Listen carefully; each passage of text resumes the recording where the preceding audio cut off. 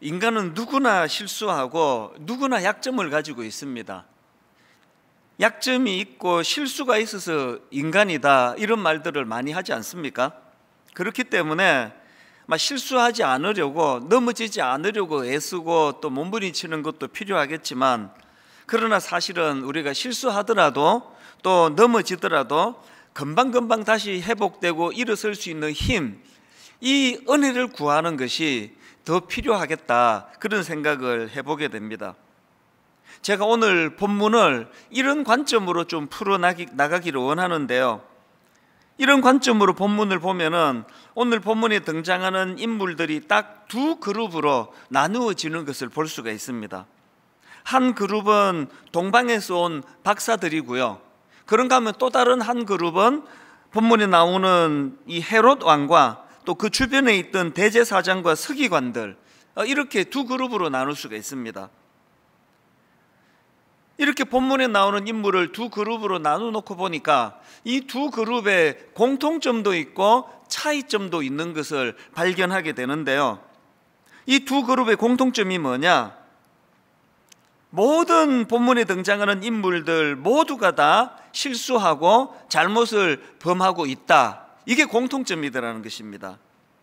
자, 먼저 동방에서 온 박사들의 실수와 잘못을 한번 살펴보기 원하는데요, 자, 마태복음 2장 1절입니다.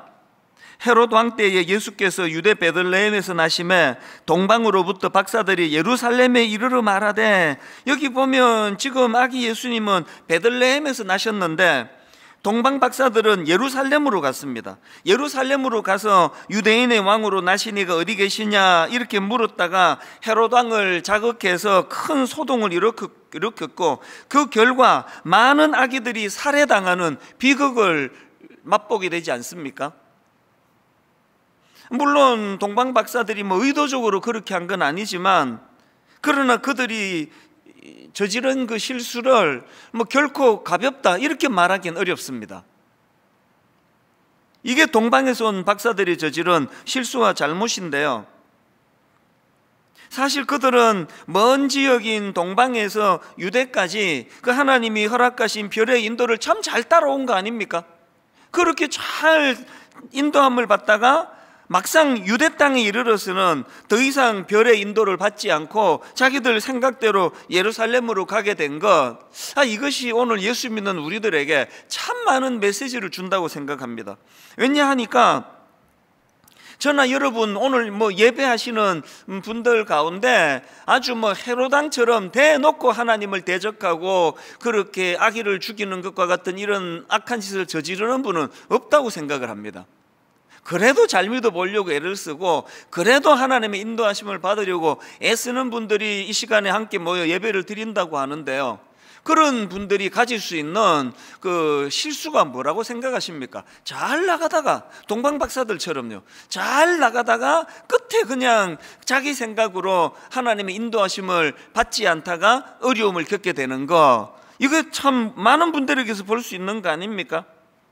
제가 어느 글에 보니까 그 동방 박사들이 왜 이런 실수를 저질렀나를 분석을 하면서요, 아마도 그들 생각에 유대인의 왕으로 오신다 그러는데, 왕이라고 한다면 당연히 왕궁에 있는 예루살렘에서 태어나는 것이 당연하지 않겠나, 이런 상식적인 생각으로 그렇게 하지 않았을까, 그렇게 분석하는 글을 제가 본 적이 있습니다. 글쎄 성경에 나와 있지 않으니까 정확한 이유는 하나님만 아시겠지만, 그러나 우리 모두가 다 늘 경계해야 되는 건 이겁니다. 그동안 늘 하나님의 인도하심을 잘 받아오다가 잘 나가다가 막판에 엉뚱한 길로 가는 이런 우를 범하기 쉬운 게 예수 믿는 우리들의 삶이다, 이걸 인식하는 겁니다. 그래서 저는 오늘 본문에 나오는 이 동방 박사들의 실수를 보다가 구약에 나오는 우시야 왕이 떠올려졌습니다. 이사야 6장 1절입니다. 여기 보면 우시야 왕이 죽던 해에 이렇게 기록을 하고 있는데요, 저는 한때 이 한마디를 늘 마음에 되뇌이고 또 독백을 하고 그런 적이 있었습니다. 샤워를 하면서도 우시야 왕이 죽던 해에, 또 어떨 때는 차 운전을 하면서도 혼자서 독백을 하는 겁니다. 우시야 왕이 죽던 해에, 우시야 왕이 죽던 해에. 제가 왜 이런 독백을 하게 됐냐 하면은, 이 여기 나오는 우시야 왕은 나라를 잘 다스린 왕이었습니다. 그리고 하나님 보시기에 정직한 왕이라는 평가를 받았던 인물입니다. 그러니까 참 괜찮은 삶을 살았던 거 아닙니까? 그랬던 우시야 왕이었는데 가슴 아프게도 막판에 그만 교만해져 가지고 하나님께 범죄하다가 그렇게 망해버린 인물이 우시야 왕이거든요. 그러니까 제가 왜 샤워하면서 우시야 왕이 죽던 해에, 우시야 왕이 죽던 해에 이런 것들을 제가 되뇌었겠습니까? 제가 저에게 경고를 하는 겁니다. 너도 교만하면 죽을 줄 알아라. 잘 나가다가 끝에 교만해져서 하나님께 범죄하면 이런 비참한 결과가 온다는 것을 제 스스로에게 인식시키고 경고하기 위해서 이런 독백을 계속 제가 드렸던 기억이 있거든요.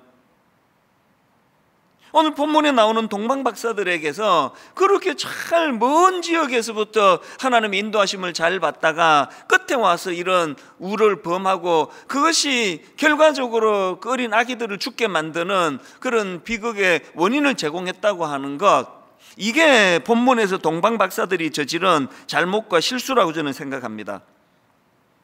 그런가 하면은 두 번째로 나오는 그룹인 이 대제사장과 서기관들도 마찬가지예요. 그들에게도 치명적인 약점이 노출이 되는 것을 볼 수 있는데요. 자, 그들의 그 약점을 말하기 전에 먼저 그들의 장점부터 살펴보는 게 필요할 것 같습니다. 본문에 나오는 대제사장과 서기관들은 어떤 장점을 갖고 있었나? 대단한 성경 지식을 자랑하고 있었다는 겁니다. 왕이 묻습니다. 4절에서요. 왕이 모든 대제사장과 백성의 서기관들을 모아 그리스도가 어디서 나겠느냐 물으니, 그랬더니 5절에서 바로 답이 나옵니다. 이르되 유대 베들레헴이오니 이는 선지자로 이렇게 기록된 바. 그냥 왕의 질문에 바로 베들레헴이라고 답하는 이것도 대단하지만 그게 자기 생각이 아니라 뚜렷한 성경적인 근거를 가지고 그게 성경에 그렇게 기록되어 있습니다. 이거 대단한 거 아닙니까? 그런데 이게 그들이 갖고 있는 장점이었지만 이게 또 약점이에요. 그 약점이 뭐냐? 그들은 이렇게 해박한 성경적인 지식을 갖고 있었지만 그것이 머리로만 작동이 되었지 그 삶을 움직이는 동력이 되지 못했다는 겁니다. 여러분 한번 생각해 보십시오. 지금 동방에서 온 박사들은 이방인들이에요. 이런 성경적인 지식을 잘 모릅니다. 그래서 엉뚱한 곳 헤매고 있는 거 아닙니까? 그렇지만 이런 지식이 하나도 없었던 동방 박사들도 그 먼 지역에서 나신 예수님을 경배하려고 참 그 큰 먼 걸음을 결단하는 이런 결단을 행해 보여주는데, 그렇게 해박한 지식을 갖고 있었던 그런 대제사장과 서기관들이었지만 그들은 움직이지 않는 겁니다. 여기서 우리가 얻을 수 있는 너무나 중요한 메시지가 있는데요. 여러분, 성경적으로 능통한 지식이 그것이 곧 그 사람의 영적인 깊이를 말하는 게 아니라는 것입니다. 분당 우리 교회는 제장훈련, 저는 이 제장훈련이 분당 우리 교회의 척추라고 생각하거든요. 지금 30개 교회로 분립을 하고 나면은 이제 지금 그 전문 학자들과 지금 컨택 중에 있습니다. 이제 제장훈련을 업그레이드 시킬 겁니다. 제장훈련을 이제 완전히 이 시대에 맞는 것으로 한번 옷을 갈아입어야 되겠다. 저희가 꿈꾸는 제장훈련은요, 머리를 키우는 훈련이 아닙니다. 하나님의 말씀을 우리가 정확하게 안다면 그것이 삶 속에서 능력으로 역사할 수 있도록 하는 거, 이게 제자훈련의 핵심 아닙니까? 오늘 본문에 나오는 대제사장과 서기관들의 약점을 보면서 이게 오늘 저의 약점이나 우리 성도님의 약점이 되지 않기를 바랍니다. 어쨌든 이게 그 두 번째로 등장하는 대제사장과 서기관들의 약점이고요. 그런가 하면은 또 그 다음에 등장하는 헤롯 왕, 이 헤롯 왕의 약점이라는 거야 설명을 안 드려도 다 아시는 거 아닙니까? 아주 끔찍한 인간이에요. 이렇게 등장하는 사람들 모두가 다 크고 작은 실수와 약점을 보여주고 있는 것, 이게 제가 발견한 오늘 본문에서의 공통점이고요. 그런가 하면은 차이점이 하나 있습니다. 비록 동방 박사들은 실수하고 또 해서는 안 되는 그런 잘못을 저지른 거 사실이지만, 그러나 동방박사들과 헤롯 왕의 결정적인 차이는 이 동방박사들은 금방 회복이 되더라는 거예요. 금방 원래의 자리로 돌아오더라는 겁니다. 성경에 보면은 결국은 동방박사들은 다시 그 별의 인도함을 받아가지고 목표로 했던 예수 그리스도를 만나고 그분께 경배를 드리고 또 아름다운 선물을 드리는 해피 엔딩, 이게 동방박사들의 모습 아닙니까? 여기에 반해서 헤롯은 이런 회복이 없던 인간이라는 겁니다. 이게 저는 참 중요한 포인트라고 생각합니다. 우리 모두가 다 약해서 실수합니다. 약해서 우리가 또 때로는 잘못을 범합니다. 그러나 오늘 우리 모두가 다 연약해서 넘어졌다 할 때 동방박사들처럼 금방 회복하고 금방 다시 원래로 되돌아오는 이런 복구력이 저와 여러분에게 나타나게 되기를 바랍니다. 제가 이런 기대감을 가지고 본문을 묵상하다가 보니까 그렇게 회복력을 보여주는 동방박사들하고 그렇지 못한 헤롯 왕을 보니까 이 둘 사이에 결정적인 차이점 두 가지가 있더라는 겁니다. 어떤 차이가 이 둘을 이렇게 벌어지게 만들었을까요? 그들의 차이점 첫 번째, 잘못된 것을 교정해주는 가이드가 있느냐 없느냐, 이 차이가 이 둘을 결정적으로 갈라놓았다는 것입니다. 여러분, 1절에서 잠시 혼란에 빠진 동방박사들이었지만 그들이 이제 9절에서 어떤 변화가 있습니까? 회복이 있는 겁니다. 박사들이 왕의 말을 듣고 갈새 동방에서 보던 그 별이 문득 앞서 인도하여 가다가 악이 있는 곳 위에 머물러 서 있는지라. 이처럼 잠시 혼란에 빠지기도 하지만 그러나 금방 그 혼란을 교정해주는 그들에게는 가이드가 있었대요. 가이드. 이게 얼마나 중요한지 모릅니다. 가정에서 자녀들이 잠깐 방황하기도 하고 잠깐 엉뚱한 길로 빠지기도 하고 잠깐 사춘기를 심하게 앓는다 할지라도 그들에게 좋은 부모님이 자리하고 있다면 그것이 가이드가 되어서 다시 원리로 되돌리게 하는 힘이 되는 거 아닙니까? 신앙의 원리도 마찬가지입니다. 여기 나오는 별에 대해 가지고 여러 해석들이 있지만 저는 이 별이 우리가 그냥 눈으로 볼 수 있는 하늘에 떠 있는 그런 일반적인 별은 아니라고 생각을 합니다. 그건 12절 말씀도 마찬가지 아닙니까? 그들은 꿈에 헤롯에게로 돌아가지 말라 지시하심을 받아 다른 길로 고국에 돌아가니라. 여기 나오는 이 꿈이 그냥 우리가 매번 어제도 꾸고 그저께도 꾼 일반적인 꿈은 아니라고 생각합니다. 하나님께서 그들을 인도하기 위하여 특별하게 은혜를 주신 그런 어떤 장치라고 저는 생각하거든요. 바로 이런 하나님의 인도하심, 이 잘못된 것을 교정해주는 하나님의 가이드가 있는 인생은 언제든지 실수하지만 언제든지 옆길로 새지만 바로바로 복귀가 된다는 겁니다. 그래서 제가 오늘 새벽에 이 말씀을 쭉 정리하다가 찬양 하나가 제 마음에 참 뜨거움으로 왔습니다. 여러분, 이 찬양 기억하십니까? 주여 우린 연약합니다, 이렇게 시작하는 찬양 여러 번 불렀는데요, 가사가 참 처절하지 않습니까? 주여 우린 연약합니다. 우린 오늘을 힘겨워합니다. 주 뜻 이루며 살기엔 부족합니다. 우린 연약합니다. 그리고 또 이렇게 고백합니다. 주여 우린 넘어집니다. 오늘 하루 또 실수합니다. 주의 긍휼을 구하는 죄인입니다. 우리는 주님만 바라봅니다. 저는 이게 신앙생활의 핵심이라 생각합니다. 내가 예수 믿었다고, 내가 은혜 받았다고, 내가 신학교 졸업하고 목사가 됐다고 나는 이제 완벽하다, 나는 이제 실수 안 한다, 나 이제 죄 안 짓는다, 그건요 지독한 위선자예요. 오히려 은혜를 받으면 받을수록 내 연약함이 더 많이 드러납니다. 왜? 빛 대신 주님께 가까이 다가가면 다가갈수록 내 약한 게 다 드러나게 되더라고요. 우리의 특징은 넘어지지 않는 데 있는 거 아닙니다. 죄 짓지 않는 데 있는 거 아닙니다.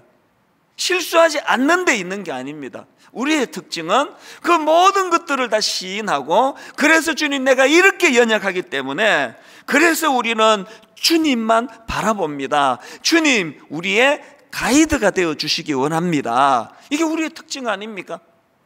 오늘 본문의 동방박사가 그 악한 헤롯 왕과의 결정적인 차이가 바로 이거라는 겁니다. 그런가 하면은 두 번째로 오늘 본문에 나오는 동방박사들과 헤롯 왕의 두 번째 차이가 뭐냐? 그건요, 이 탐욕과 집착의 차이라고 제가 그렇게 생각을 해보았습니다. 이 탐욕과 집착의 문제가 왜 문제가 됩니까? 하나님의 인도하시면요 늘 있는 거예요. 악한 헤롯에게도 있었습니다. 모든 인간들을 불쌍히 여기셔서 하나님은 늘 가이드가 되어 주시기 원하는데, 그 내면의 헤롯의 탐욕과 집착이 그 하나님의 가이드를 들리지 못하게 하고 보지 못하게 하는 거거든요.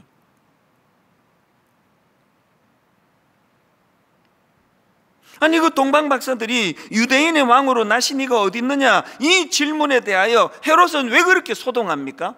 헤롯은 왜 그 한마디에 그토록 두려움을 가지게 되는 겁니까?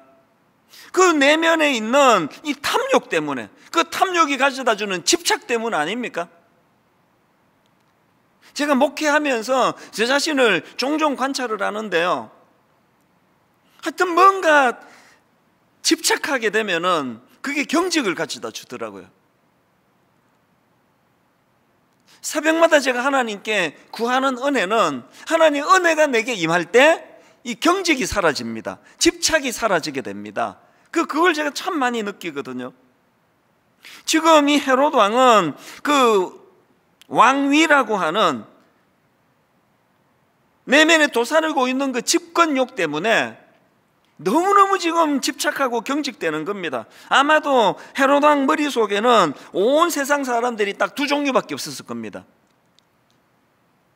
자기 직권을 도와주고 그 왕위를 인정해주는 그룹, 또 그것을 방해하고 반대하는 그룹, 딱 둘밖에 없었을 겁니다. 그러니까 온 세상 사람들이 지금 기다리는 그 메시아가 이 땅에 오셨다는 그 놀라운 소식을 듣고 소동하고 경직이 되고, 그게 막 애기들을 죽이고 이런 악한 결과로 치닫는 게 다 이런 문제 아니겠습니까?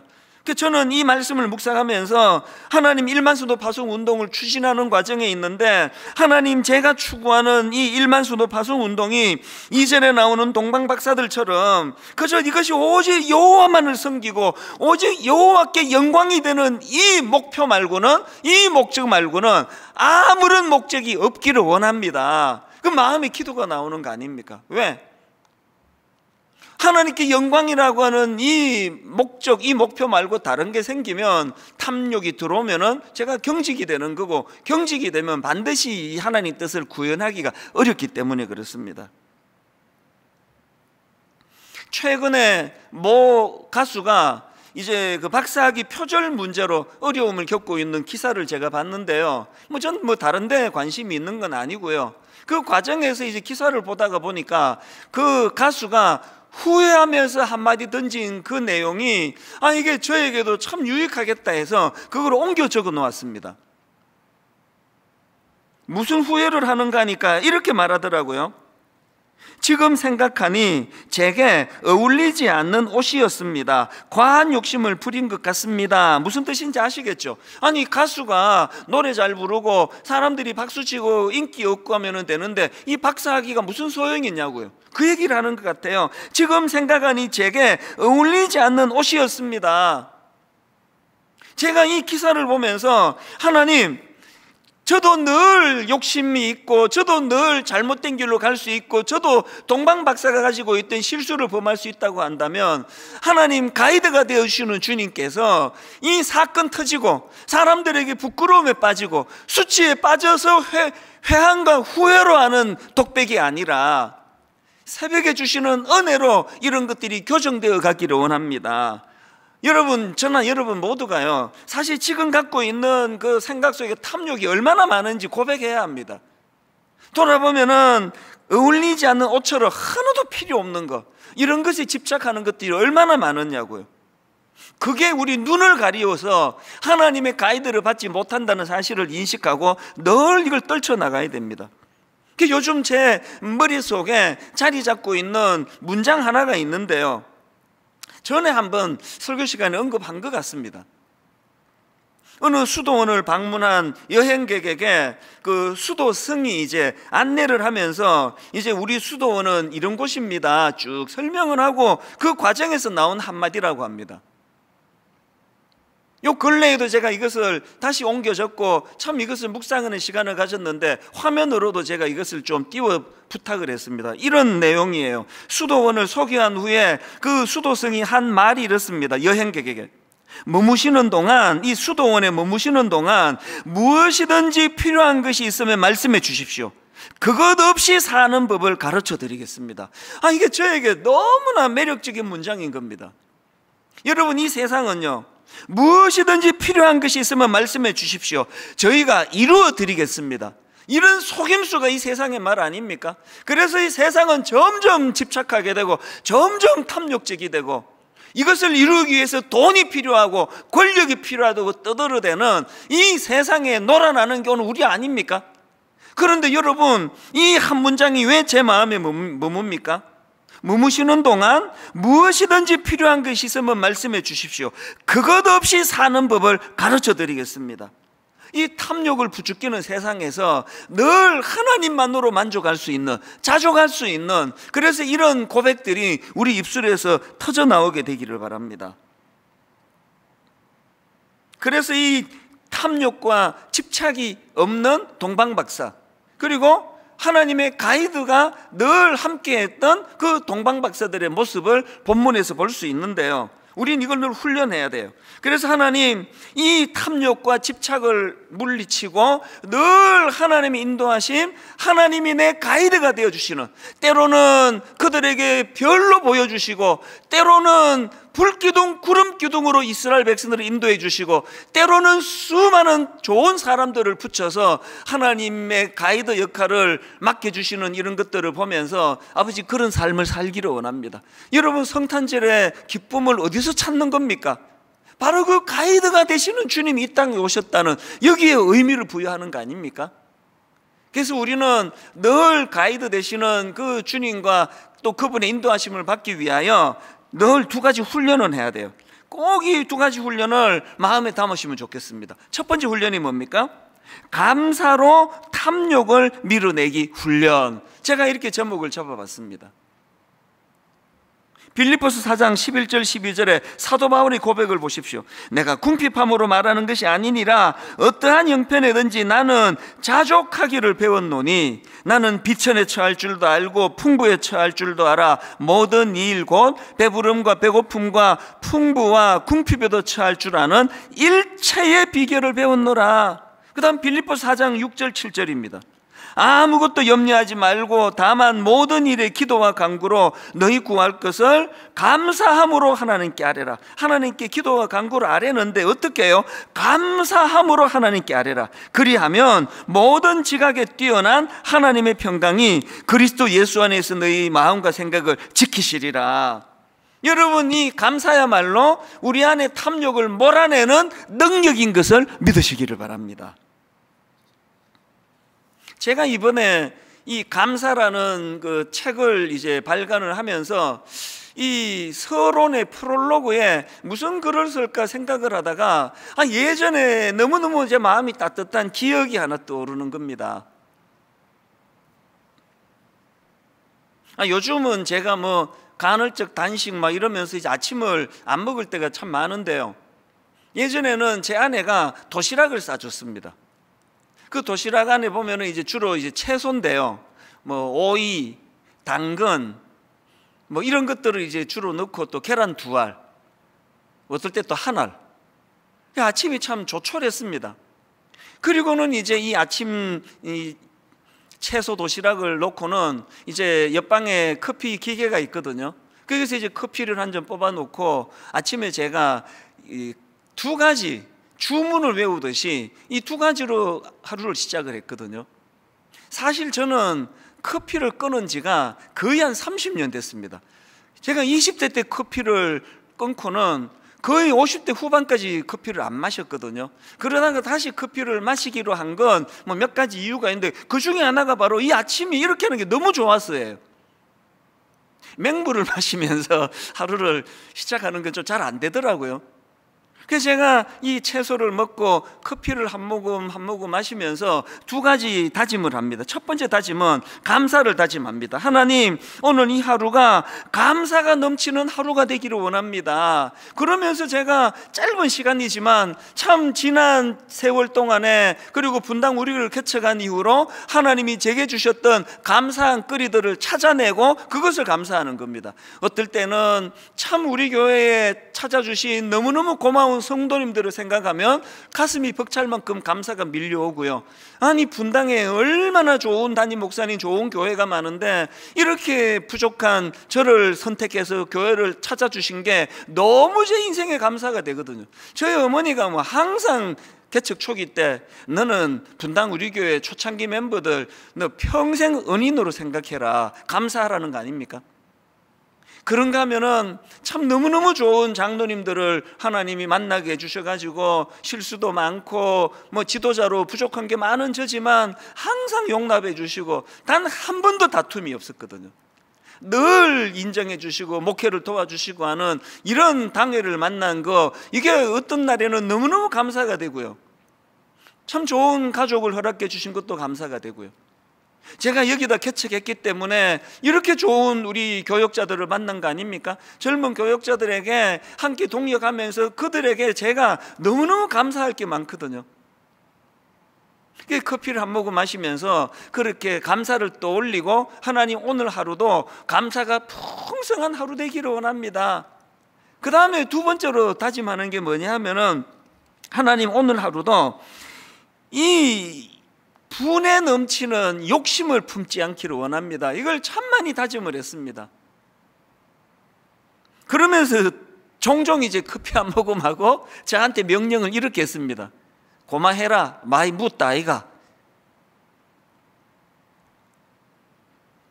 아무도 없는 빈 방에서 그냥 속으로 생각해도 되는데 왜 제가 그걸 꼭 말로, 나지막하게 말로 그렇게 했을까요? 그게 입술로 한번 확인하고 귀로 한번 확인하고 자꾸 다짐하기 위해서예요. 그러면서 뭐 어떨 때는 막 제게 좀 길게 또 풀어서 또 저를 달래기도 합니다. 설득도 합니다. 아니, 너 같은 촌놈이, 아무것도 없는 네가 이만큼 하나님 은혜를 누렸으면 됐지, 여기서 뭘 더 바라니, 여기서 뭘 더 바랐냐고. 더 바라면 너 그거 도둑놈 신법 아니야? 막 저한테 그런 얘기를 해요. 그 캐리비안 베이에 가서 그 물통 보이지? 거기에 물이 차곡차곡 하다가 한 방울만 더 하면 뒤집어 버리는데 네가 지금 그런 상태야. 욕심을 내려놔야 돼, 욕심을. 이 커피를 마시면서 이런 짧은 시간을 가지는 게 저에게 얼마나 유익했는지 모릅니다. 근데 여러분, 여기서 중요한 게 순서예요. 왜 감사를 먼저 떠올리고 내 욕심을 갖지 않게 해달라는 소원이 그 다음 나올까요? 제가 경험해 보니까요, 이미 주신 은혜에 대한 감사가 내게 넘쳐나면, 그것이 풍족하면 그것이 내게 포만감을 가져다 줘서 욕심은, 탐욕은 저절로 없어지는 겁니다. 여러분, 다시 말씀드립니다. 여러분, 이 감사야말로 내 안에 탐욕을 몰아내는 능력인 줄 믿으시기를 바랍니다. 아침마다 커피 마시면서 한번 해보세요. 얼마나 이 하루가 풍성한지 모릅니다. 지금 이 12월 한 달 동안 감사 회복 운동을 벌이고 있는데요, 153 감사 노트 쓰기 운동, 여러분 꼭 부탁합니다. 아침에 일어나서 하셔도 되고 하루 일과를 마무리하셔도 되고, 구체적으로 하나님이 내게 주신 감사들, 사람으로 인하여 주신 감사들, 이것들을 한번 153 하루에 한 3가지씩 5가지씩 메모하면서 그렇게 한번 해보세요. 언제까지 하셔야 되느냐? 하다 말다 이것도 좋지만 언제까지? 지속적으로 내 뇌에 감사의 회로가 길이 날 때까지. 왜 그래야 된다고요? 그래야 탐욕을 몰아내고, 그래야 하나님의 가이드를 받을 수 있다는 것입니다. 그런가 하면 두 번째 하나님의 인도하심을 위한 훈련이 하나 더 있는데요, 하나님과 주변 사람 섬기기 훈련. 여러분, 하나님과 주변 사람을 섬기는 거, 이거 탐심을 없애는데 이것만큼 좋은 재료가 없습니다. 헤롯을 보면은 그 탐욕과 집착 때문에 그 어린 아기를 죽이는, 그 주변 사람에게 해악을 끼치는 짓을 저지르는데요, 여기에 반해서 동방박사들을 한번 보십시오. 보면 11절, 집에 들어가 아기와 그의 어머니 마리아가 함께 있는 것을 보고 엎드려 아기께 경배하고 보배합을 열어 황금과 유향과 모략을 예물로 드리니라. 여러분, 이 차이점이 느껴지십니까? 여러분, 동방박사의 길을 가고 싶으세요? 하나님 은혜에 감사하며 꼭 어떤 물질만이 아닙니다. 내 가진 재능, 내가 가진 시간, 내가 가진 그 소중한 것은 하나님께 드리고, 그리고 막연하고 추상적인 게 아니라 그것이 바로 우리 이웃을 섬기는 것이 되도록 하는 것. 지난주에 저는 참 감동적인, 또 그러면서도 참 마음이 아픈 이메일을 어떤 청년에게서 받았는데요, 제가 지난주에 이번 성탄절은 두 가지 목표를 가지자. 하나는 가족들 간에 코로나19로 위축되지 않고 정말 가족들 간에 너무나 소중한 그런 좋은 시간을 갖도록 하자. 그래서 홈페이지에 그거 올려주면은 내가 막 책을 선물하겠다, 막 그렇게까지 했잖아요. 그리고 두 번째로 이번 성탄절은 그렇게 가족들 간에 풍성한 기쁨을 누리고 나면 항상 받은 은혜는 가두어 두는 게 아니다, 흘려보내야 된다. 그래서 이번에 25일 날 있는 성탄절 헌금은 미자리 교회와 취약계층에 있는 연약한 이웃들을 위해 쓰겠다, 제가 그런 설교를 하지 않았습니까? 그러면서 이제 이번 성탄 헌금을 가지고 미자리 교회에 그 난방비, 겨울 난방비를 지원해 드리고 또 쌀을 좀 사드리면 좋겠다, 그런 설교를 했더니 이 청년이 그 설교를 들은 거예요. 그리고는 큰 금액의 헌금을 하고 저한테 메일을 보내온 겁니다. 내용 일부를 읽어 드릴게요. 이렇게 자기를 소개합니다. 저는 아버지가 목사님이셨던 은퇴 목사 자녀입니다.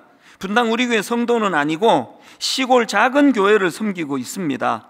목사님 설교를 자주 듣는 편인데 지난주 설교하실 때 성탄헌금을 미자리 교회에 쌀 사드리고 난방비 지원해 드린다는 말씀을 하셔서 저도 적은 금액이지만 동참하려고 합니다. 저희 부모님도 개척을 2번이나 하셔서 미자리 교회 목사님 가족의 사정을 너무나도 잘 알거든요. 그러면서 참 가슴 아픈 현실을 거기다 적어놨더라고요. 부모님이 개척만 2번 하시고 은퇴하셨기에 아빠는 은퇴하시자마자 노인 일자리 찾아서 다니시고, 엄마도 집에서 쇼핑백 접는 알바하시고, 저도 알바 다니고 있거든요. 아빠와 비슷한 시기에 은퇴하신 목사님 사모님들 다 노인 일자리 다니시고, 그나마도 코로나 때문에 못 나가게 되는 날이 자주 있다 보니 초조해 하시는 모습을 볼 때 마음이 찢어지는 것 같습니다. 그러면서 저에게 목사님 언젠가 이 은퇴하신 미자리 교회 목사님 사모님 돕는 일도 좀 해주시면 좋겠습니다, 그런 내용을 보내는데 그 다음 내용이 이렇습니다. 이 청년이 큰 헌금을 보내와 놓고는 그 과정을 이렇게 설명합니다. 솔직히 성탄헌금 보내기로 작정한 날부터 제 마음속에 여러 가지 생각이 들었습니다. 저도 아르바이트라 언제 잘릴지 모르는 상황 속에서 1년 동안 조금씩 모은 돈인데, 저 돈은 남들이 볼 땐 하찮은 금액이지만 그 돈이면 부모님 고기 한번 실컷 사드릴 수 있는데, 나 아니어도 부자들이 헌금할 텐데, 이런 별별 생각을 다 하다가 주님이 주신 사인이 있어서 두렵고 떨리는 마음으로 보냅니다. 저희는 쌀과 김치는 있어서 먹고 사는데 쌀마저 없으시면 그건 정말 비참할 것 같아요. 그러면서 본인은 뭐 보잘것없는 하찮은 금액이라 했지만 큰 금액을 보내온 겁니다. 이 청년이 왜 이런 결단을 하게 됐나? 제가 이 편지를 읽어주려고 마음먹은 건 마지막에는 이 한 문장 때문이에요. 이런 내용이 여기에 있습니다. 20대 때부터 꿈꾸고 기도해온 것이 있습니다. 목사님들 은퇴하시면 방 한 칸도 얻을 돈이 없으신 분들, 그분들께 집 지어드리고 섬겨드리고 싶은 꿈이에요. 남들이 들으면 비웃을지 모르겠지만 그래도 기도하면서 기다리고 있습니다. 저는 이 청년의 글을 읽으면서 너무너무 마음이 뜨거워졌습니다. 여러분, 비록 지금 아르바이트 하면서 지금 준비하고 있는 상황이지만 이 청년 가슴 속에 이런 선한 꿈을 꾸고 있는데, 여러분, 이런 청년 마음 속에 어떻게 헤롯이 가진 탐심이 자리 잡을 수 있겠냐고요. 한국교회를 살리는 사람들은 저 같은 큰 교회 목사들만 아닙니다. 곳곳에서 이런 순수한 마음을 가지고, 깨끗한 마음을 가지고 하나님을 그리고 이웃을 섬기고자 하는. 그래서 여러분, 이제 25일 드리게 될 성탄절 헌금 계좌번호를 오늘부터 올려달라고 부탁을 해놨습니다. 우리가 드릴 이 헌금은 미자리 교회 난방비 또 쌀 지원 후원금으로 쓰게 될 겁니다. 그리고 오늘 우리가 드리게 될 25일 드리게 될 이 헌금은 해외 곳곳의 선교사님들에게 마스크 보내기 운동의 시드머니가 되기를 원합니다. 들어보니 마음이 아파요. 선교사에게 지장이 있습니다. 우리가 드린 이 헌금으로 하여금 곳곳에 우리 선교사님들께 마스크를 좀 보내드릴 수 있다면, 그런가 하면은 우리가 드린 헌금으로 저소득 결식 아동들을 지원하고 미혼모를 후원하고 또 우리가 상설로 지금 하고 있는데 이삭죽기 헌금, 그래서 제가 홈페이지에다가 이 계좌번호 둘 다 올려달라 그랬습니다. 이렇게 특별하게 드리는 헌금도 필요하지만 분당 우리 교회 안에 정말 지원이 필요한 우리 성도님들에게 늘 우리가 함께 십시일반하여, 그래서 여러분, 이 청년처럼 참 선한 꿈을 가지고 내 주변의 연약한 이웃들을 섬기고 돌보는 일에 내가 쓰임 받겠다는 이 꿈이 탐욕을 몰아내는 능력이 된다는 겁니다. 말씀을 이렇게 맺기를 원합니다. 이제 여러분 며칠만 있으면 성탄절인데요, 요한계시록 22장 16절, 나 예수는 교회들을 위하여 내 사자를 보내어 이것들을 너희에게 증언하게 하였노라. 나는 다윗의 뿌리요 자손이니 곧 광명한 새벽별이라 하시더라. 여기 나오는 광명한 새벽별이 뭘 의미하겠습니까? 온 우주를 통치하시는 영원한 통치자 대신 그리스도를 강조하는 표현 아닙니까? 동방 박사들에게 별이 그들을 인도했던 것처럼 다른 분이 아닙니다. 영원한 새벽별 되시는 그 주님께서 혼미한 인생을 걸어가는 우리를 인도해 주시는 새벽별이 되신다는 것, 이 사실을 기억하고 우리는 늘 내 마음에 그 헤롯이 가졌던 탐욕, 그 아무것도 아닌 그 기독권, 이것 때문에 경직이 되는 인생이 아니라 늘 넘어지지만 손잡아 일으켜 주시는 주님, 늘 헷갈려 엉뚱한 길로 가지만 다시 제자리로 되돌려 주시는 그 주님, 그 주님이 오신 이 성탄절을 기뻐하면서 그분이 우리 삶의 가이드가 되어 주시도록, 그래서 저는 오늘 이 설교를 이 찬양으로 정리할 수 있다고 생각합니다. 거룩하신 하나님, 주께 감사드리세. 날 위해 이 땅에 오신 독생자 예수, 그분이 내 삶의 주인이 되실 때 항상 우리의 약함을 강하게 만들어 주시는, 그래서 나의 약함을 고백하고 그분의 강함을 감사하고, 나의 연약함을 고백하고 그분의 강함을 감사하고,